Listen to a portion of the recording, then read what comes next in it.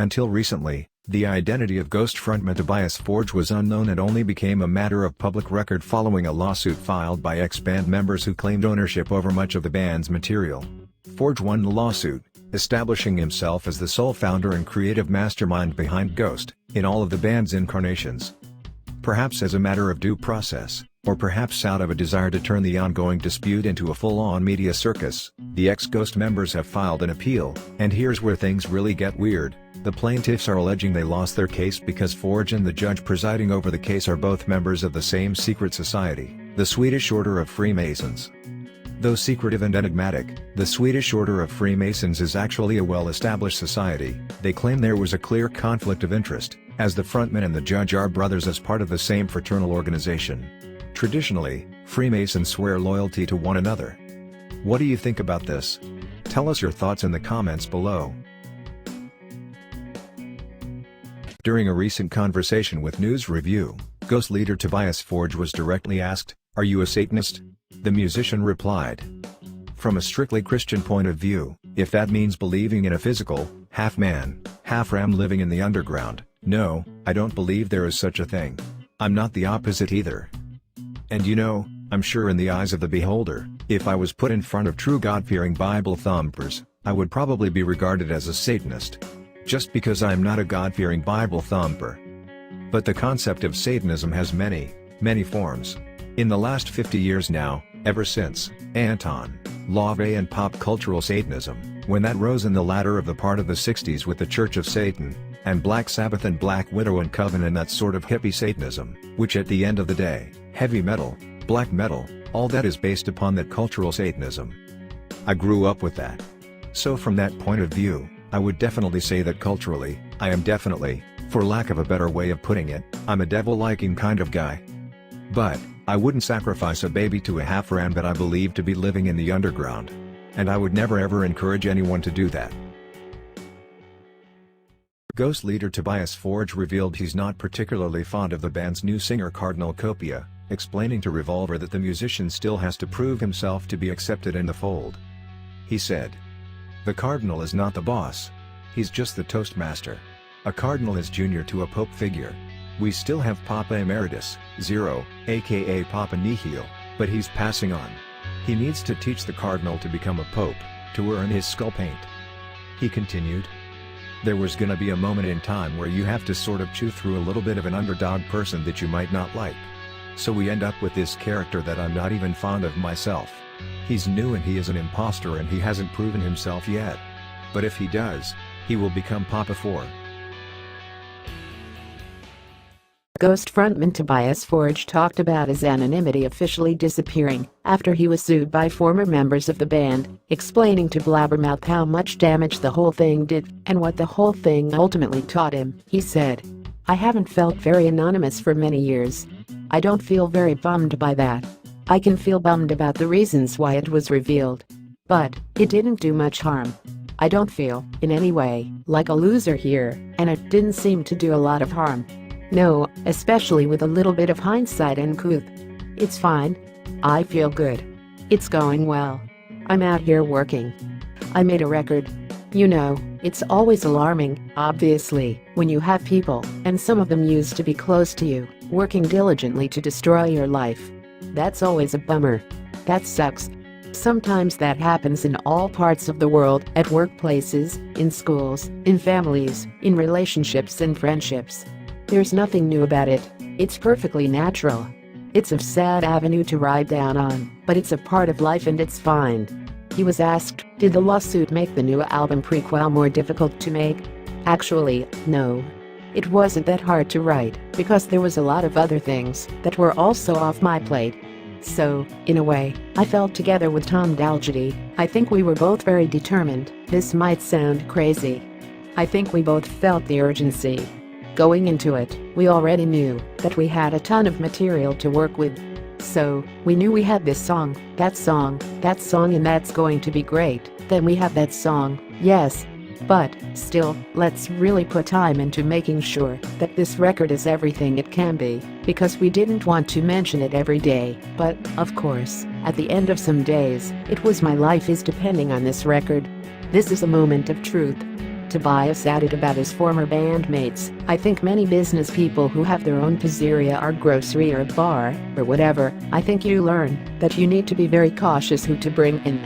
You should hire people because of their abilities and not proximity. You usually learn the hard way, unfortunately. I learned that. So, lesson learned. It's all good. I'm never, ever going to do that again." Ghost's Tobias Forge talked about his identity being officially made public during the lawsuit with his former bandmates, telling Billboard, "I've always tried to point out that there is a great difference between being anonymous and being unmasked, and I still will put a lot of effort into preserving the latter. The thing that I tried to achieve originally, and what I've been trying to maintain, is the sense of theater, rather than a classic kind of rock and roll presentation. My idea is, Ghost is basically a theater show that you could come and see, like Hamilton, and you don't have to worry too much about the real stories. I guess I've become a little bit more of a normal rock artist, but now it's my job to do my darndest to preserve the aesthetic and the theatrical qualities, and I'm going to do my absolute best to do that." He added about how the whole thing impacted the new Ghost album prequel. "I had a personal situation that urgently told me to salvage the situation and reclaim what is mine, and also justify that it was mine to begin with. This was a record about survival through trauma. The end result is positive, but it's about taking a very negative situation and forging it into something great that you can learn from. It's just growing pains, and all of this shit has been the result of things going well, not the opposite. You have to be glad with what you have and cherish that. That's what I'm doing as we move forward. My mission has always been to take it further and forward. That's still highest on my priority list." Tobias also talked about the band's current lineup and setup, saying, "We have a bigger band now in terms of personnel, so it's way more live now. Before we were doing a little bit of the modern trickery, with backing tracks and stuff to make the whole sound a certain way. Now we're taking that away, so we're a little more like a Springsteen or Guns N' Roses sort of band with backup singers and everything. It feels great. It's gonna be the best version yet." The theme of this year's Met Gala, held last night at the world-famous New York City Art Museum, was Heavenly Bodies, Fashion in the Catholic Imagination, and Rihanna lived out that concept by going full-on Pope. The pop star and fashion icon hit the red carpet wearing a pearl and crystal-embellished Maison Margiela gown complete with matching jacket and mitre-style hat. The Swedish occult rock band Ghost, famous for its papal frontman Papa Emeritus I, II and III, were quick to react, thanking the singer and saying that imitation is the sincerest form of flattery. The group's new frontman Cardinal Copia, who is not yet a pope himself, also relayed a very important question to fans on social media from the clergy on Instagram, saying, "We wish to inform you that the clergy needs help in deciding who wore it best." Here are some pictures to compare, and Rihanna showing of the impressive dress at this year's Met Gala.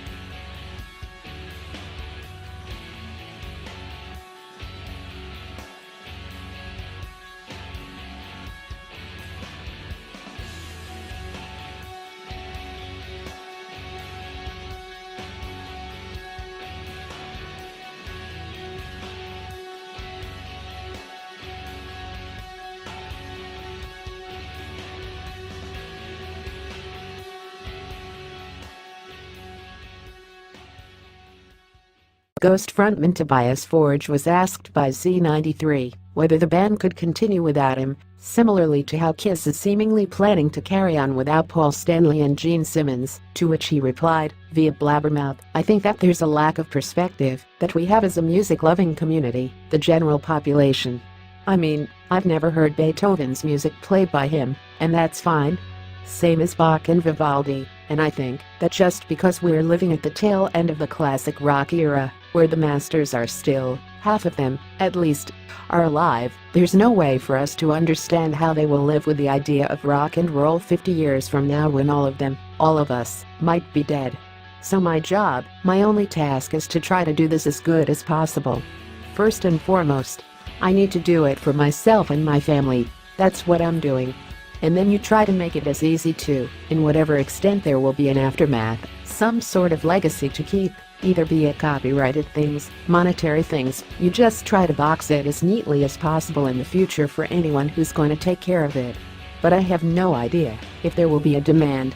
It's not up to me to think about. And it's not up to me to talk about Kiss that way. I've liked Kiss from when I was 3 years old. I've seen them, the real deal, with all the original members, when they came back in '96 and all that, and that's fine. How that is being revered and treasured in the future, when they're not able to do it anymore, because of physical conditions or not, basically, being alive, it's not up to me to. That's for the future generations to decide, whether or not they want to be entertained with that. But I would love for, when I'm 60, 70 years old, and if I have grandkids who want to go see the Kiss show, that would be lovely. Of course. What else are we gonna do? It wouldn't be the same thing, but it's fine. In a recent interview, Slayer guitarist Kerry was asked for his opinion of the Swedish occult rockers Ghost, who share management with Slayer and have toured with King's band in the past. He said, "Dude, I love the imagery. I love it. I just hate the fucking music. I like them as people. You know, they've been on many tours with us. I can't get into their music. And I tried. I wanna like them, and I can't. I got their CD from Brian Slagel from Metal Blade. It was when Gary Holt first started playing with us, and I picked up Gary. And I'm like, Brian said, this is awesome, man. So we put it in, going to practice. It wasn't awesome. It wasn't awesome for me. It wasn't awesome for Gary either. I'm like, well, maybe the first song sucks. And we went to the next one. It's just not for me. I know Ghost is hugely popular, and I'm very happy for their popularity. And, like I said, they're the nicest guys you'll ever meet. It's just not my music. And I've tried so hard."